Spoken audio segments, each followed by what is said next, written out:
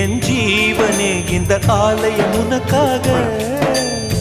வானில் ஒரு புயல் மழை வந்தால் அழகே என்னை எங்கனம் காப்பாய். கண்ணே உன்னை என் கண்ணில் வைத்து இமைகள் எனும் கதவுகள் அடைப்பேன். நான் சத்தியம் செய்யவா தொடு தொடுவெனவே வானவில் என்னை தூரத்தில் அழைக்கின்ற நேரம். ஆயிரம்